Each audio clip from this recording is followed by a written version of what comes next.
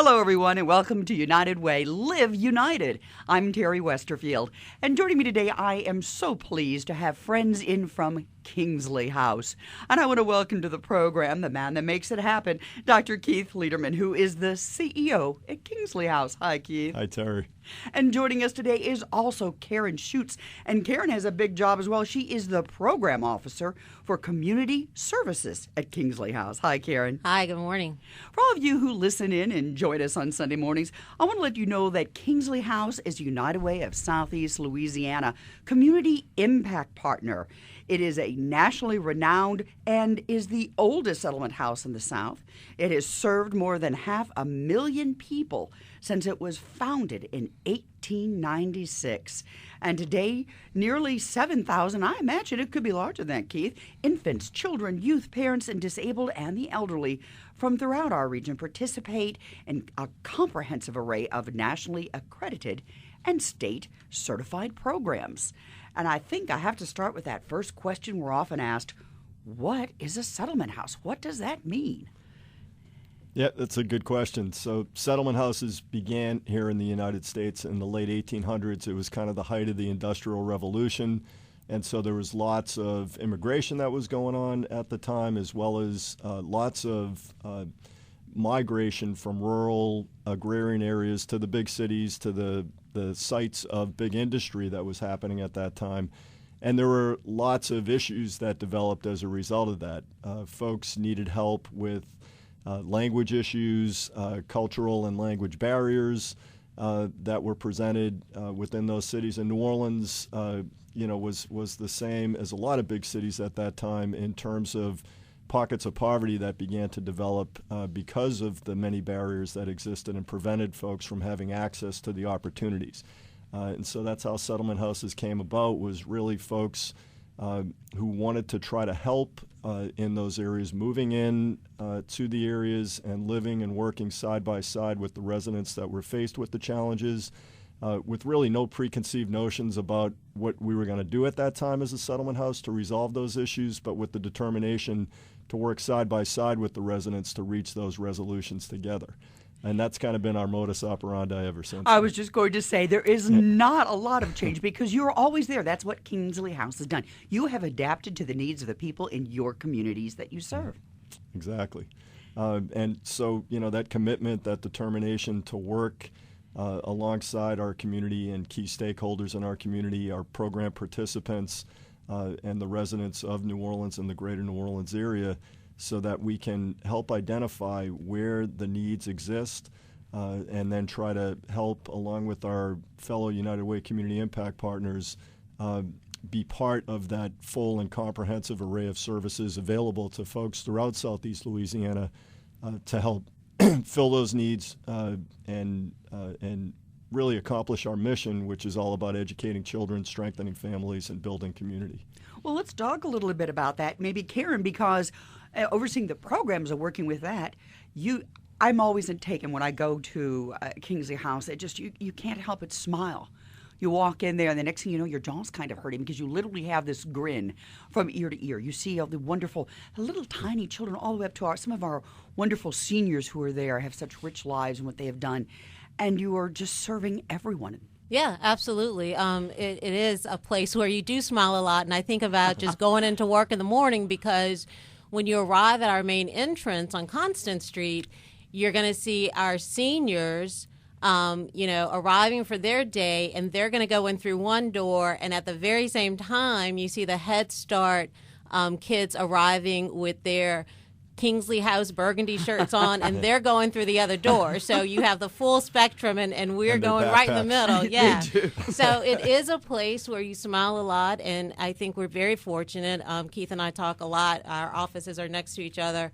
We're able to hear, the kids playing on the playground for recess from the Head Start program, or the seniors right below us having bingo during the adult day services. So it does represent the full continuum, to serve the needs of the community, from the very youngest to our senior citizens throughout the area. And so we have early learning services, which includes Early Head Start and our Head Start program. Early Head Start serves youth as young as 6 weeks old until 2 I've years. seen some tiny ones there. Yeah, yes. yeah, we have the babies there, and Head Start then starts from 3 years to 5 years, and then our senior program is for senior citizens and medically fragile adults, and so they're all right there in the same historic campus with us every day. Right, Well, and then everything in between too, with Yeah. our after-school tutoring and mentoring programs, our behavioral health counseling, and therapeutic services that we do with teens that are having issues and need assistance and their families, as well as our family counseling and therapeutic services, our community-based work that we do primarily in New Orleans East, as well as over at Columbia Park at the Bayou District with our community and supportive services programs, our senior activities, and our Educare school program that we, the managing partner for at Columbia Park. All right, there are so many things that are going on. We're going to have to take a time out here for a second, and I say let's start at the beginning, Okay. because one of the things we're talking about the little ones, but the high-quality early childhood education, which you have been a leader in. You've set the bar very high for others. You have helped others achieve through their stars, through the system that the state has.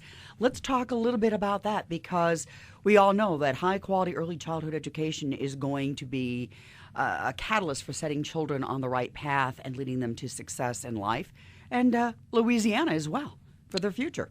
Yeah, absolutely. And, we feel really fortunate and proud of our history in terms of Kingsley House really being at the forefront of early childhood development and education back from the beginning 119 years ago when we started. That was actually one of the very first programs based on a really poignant need that existed in the community at that time for safe and secure places for infants and toddlers.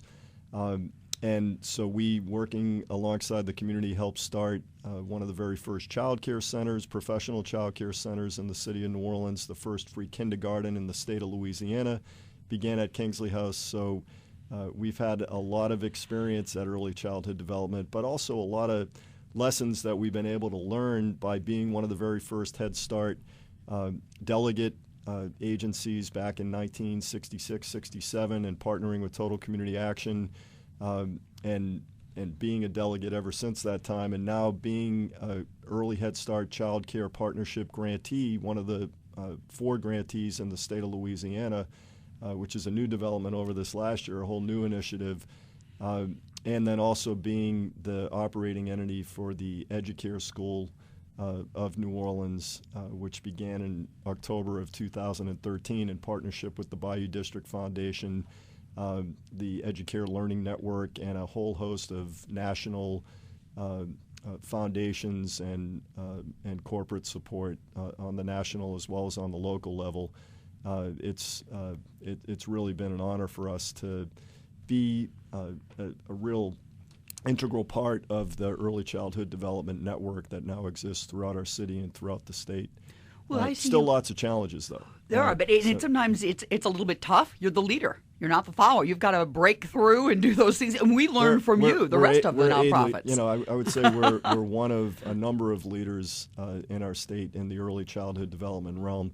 Certainly our partners at Total Community Action, who's been doing this work of Head Start and early Head Start since the very beginning, have really helped to set the foundation that all of our early childhood development and education services are based on at Kingsley House. And then being a part of that Educare Learning Network, which is a national network of very high quality early childhood development centers throughout the country. We're one of 21 now, I think, Educare schools throughout the nation.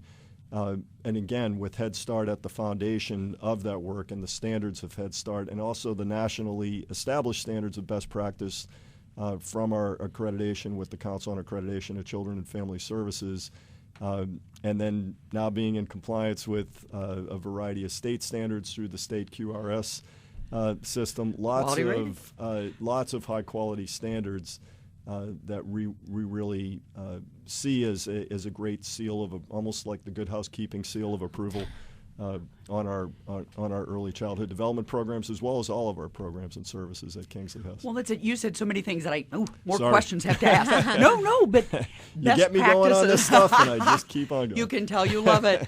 No, but we often here on the program, and we have folks who are in from the other nonprofit world, from the social services, and we use the term a lot, best practices. Well, it's used in business and elsewhere, but that is, when you talk about you're following best practices, you're talking about what you're involved in, the fact that the quality rating says all these things, again, it's kind of, you're number one, you're up there, and you show results. You put your money where, or mouth where your money is, or vice versa, as you talk about, because people know that we will see outcomes, that they're going to be positive for the children or the adults you serve and the community. Yeah, and then I'll hand it over to you, Karen, to talk more about outcomes and impact with our program specifically, but that's everything that we do gets measured against the outcomes and as well as the impact that it's having on the people we serve, and the impact has to be a positive impact. It has to positively affect, impact, and transform the lives of the close to 7,000 individuals and families that we're working with each and every year. And that's kind of our measuring stick. That's what everything gets matched up against.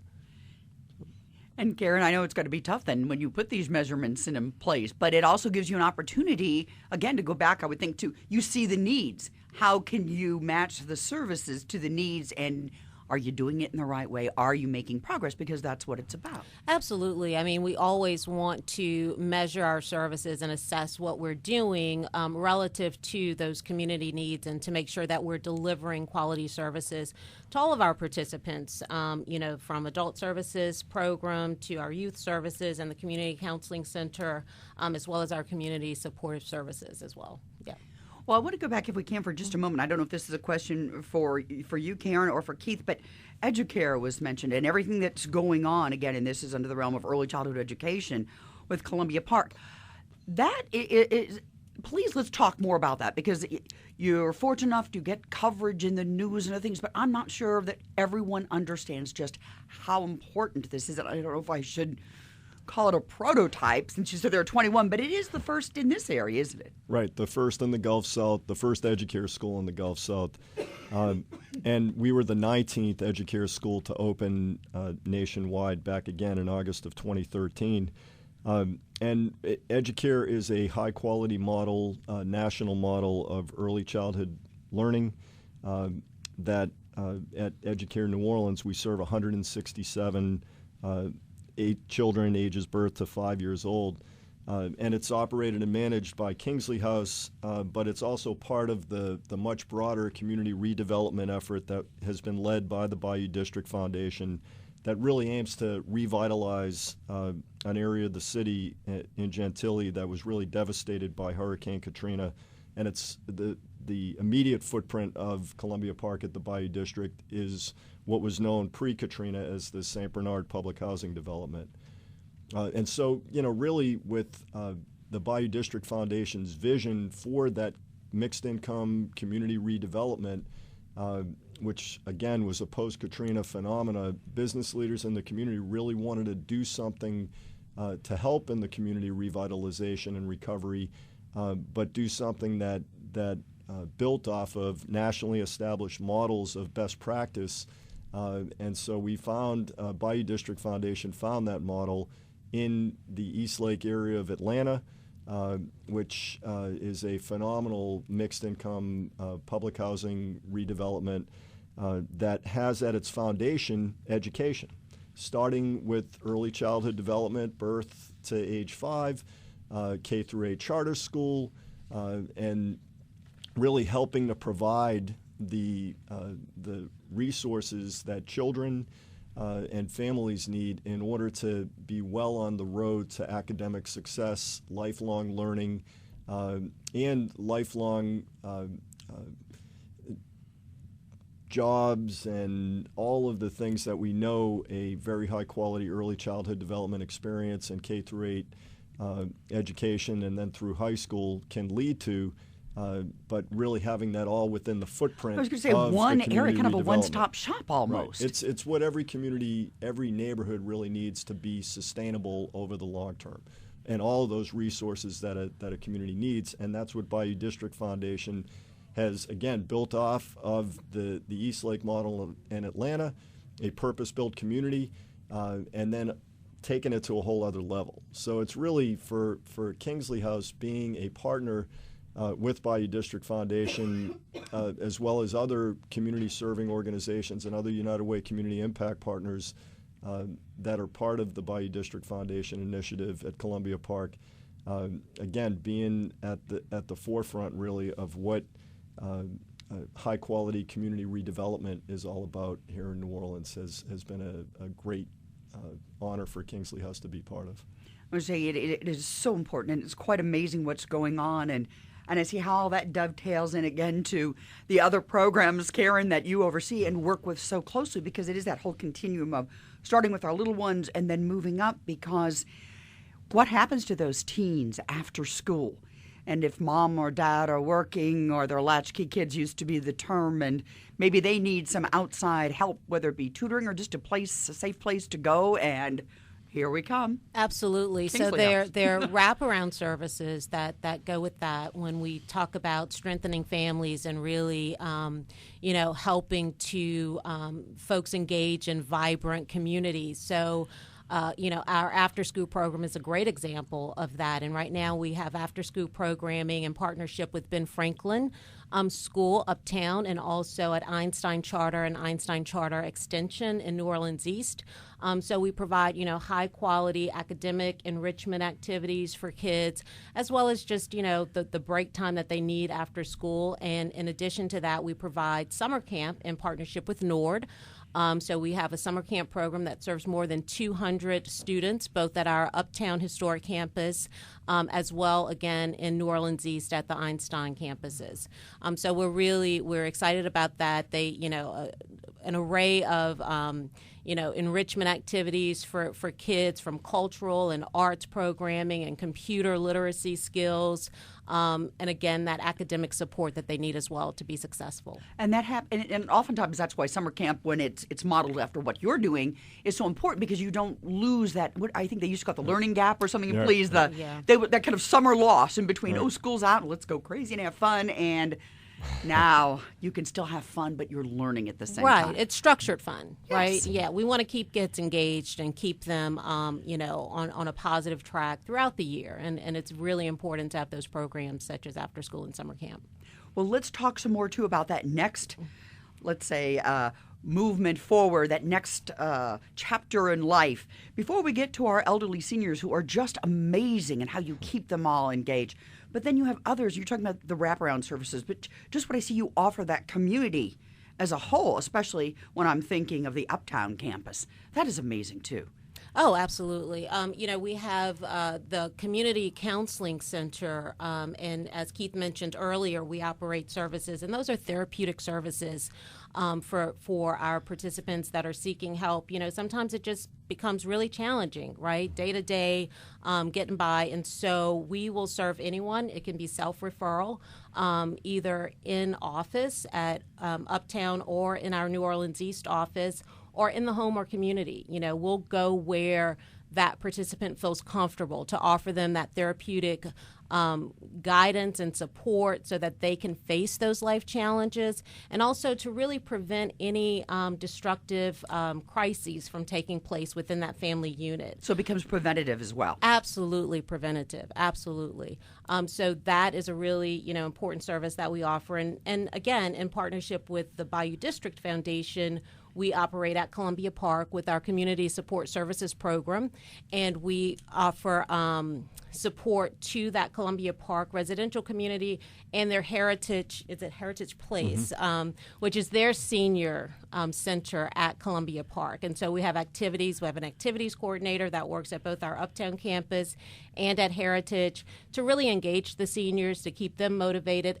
And that is really, our goal with that program, with our senior services, is really really to prevent isolation, to keep them engaged, and to keep them as independent as possible, to prevent, early nursing home placement as well. I say healthy bodies, healthy minds. I know the big buzz right now is about the blue zones all over the world and where they are. I have to tell you, when I go to Kingsley House, there are a number of seniors, and I've been there for parties where you have celebrated. They like their those parties. who've been over 100 years old, and Yes. and it is. You see them engaged and can keep them engaged, and they're going to have a healthier, longer life. Yeah, and the opportunities that we have with them to interact even with our Head Start kids, I they love come that. in and Yes. that intergenerational that's huge. mingling. It is huge, and they love it. They love to interact with the kids. Yeah, and it's also based, there's a lot of scientific evidence that intergenerational activities for seniors and for kids have a dual positive effect on both populations. For seniors, definitely improves the quality of life for seniors when they have regular interaction with young children and opportunities for structured interaction. And so that's one of the major things that we're able to do actually on both of our locations over in Gentilly at Columbia Park, where we have opportunities to regularly bring the seniors and the children together. And the same on our historic campus at 1600 Constance.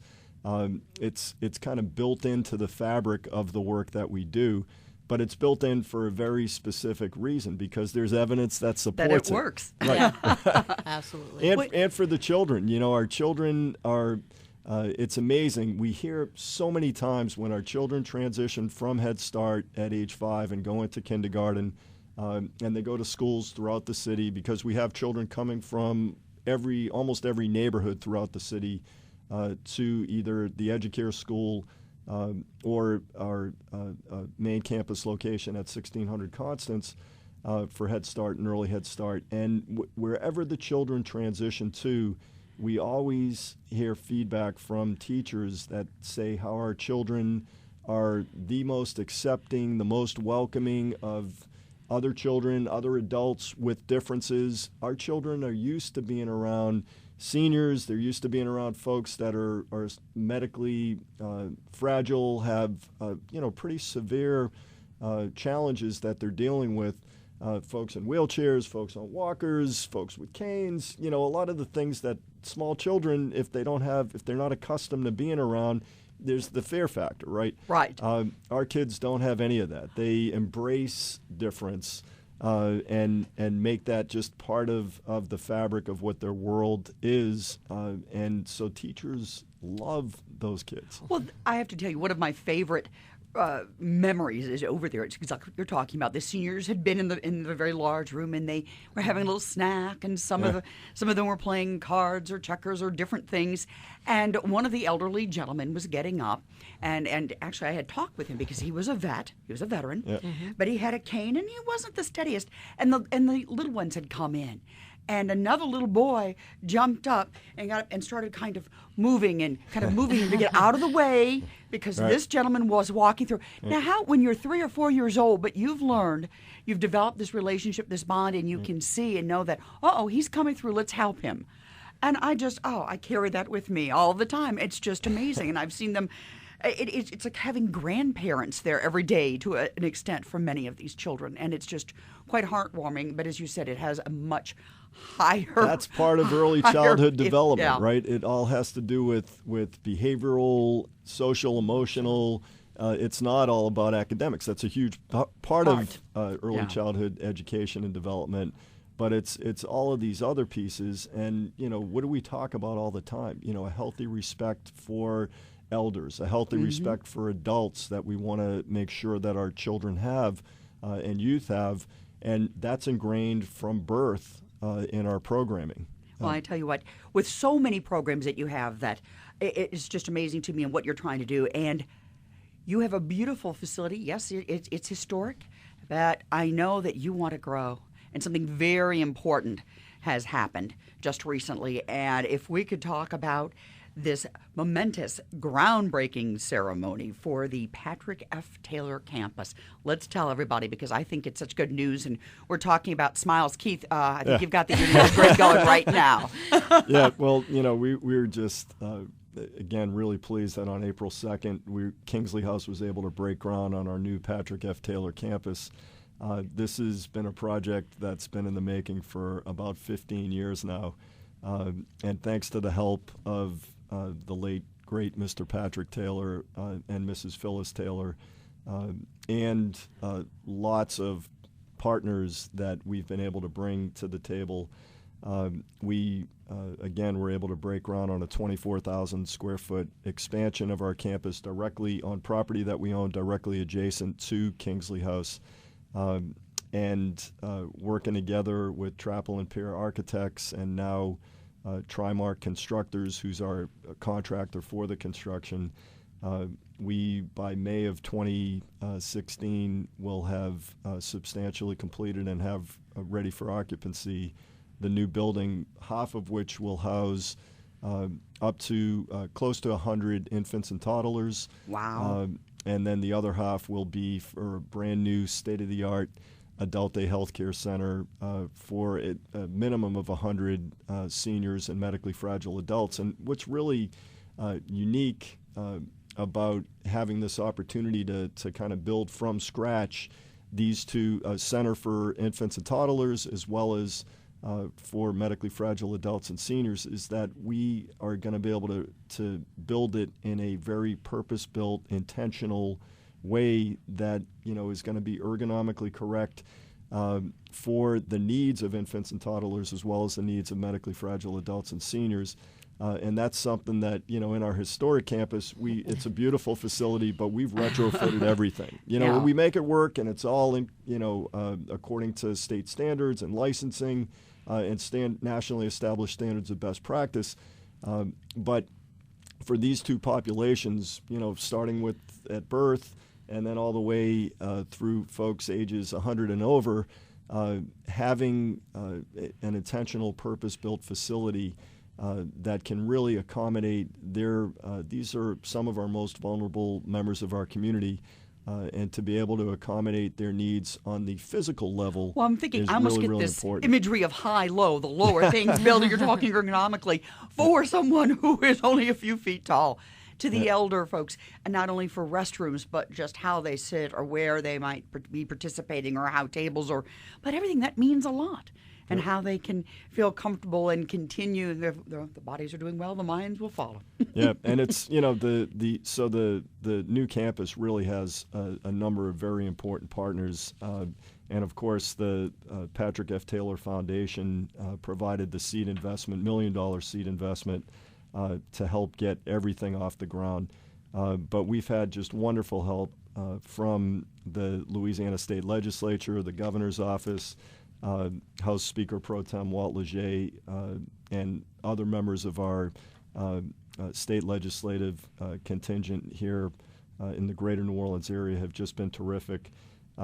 So we've got, and also have an $8 million new market tax credit transaction with Chase Bank and the Low Income Investment Fund that is helping support this project. The $2 million in financing from the Louisiana Office of Community Development, and Louisiana State Capital Outlay dollars of close to $6.5 million, all of which, and then private support as well from individual contributors, corporate and foundation supporters. It's a really wonderful mix of public and private support that is helping to make this new campus a reality. And so we're extremely excited, as you can tell. Well, I tell you what, but if anybody wants to say 15 years, why would it take 15 years? Listen to all that you had to go through, and it is, dare I say, it takes a village of many different kinds of people and support.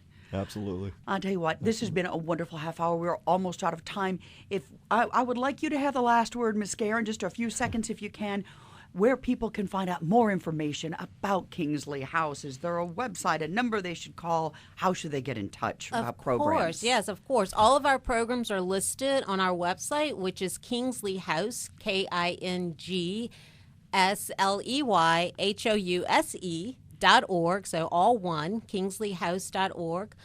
That's our website, and they can see the array of programming that we offer throughout the community. And also, if they want to call our Uptown campus, that number is 504-523-6221. Sounds fantastic. Thank you so very, very much. Karen Schutz, who is the Program Officer for Community Services at Kingsley House, and Dr. Keith Lederman, who is the CEO. I want to thank you both for joining us today, and I hope you'll join me next week when we say, let's all live united.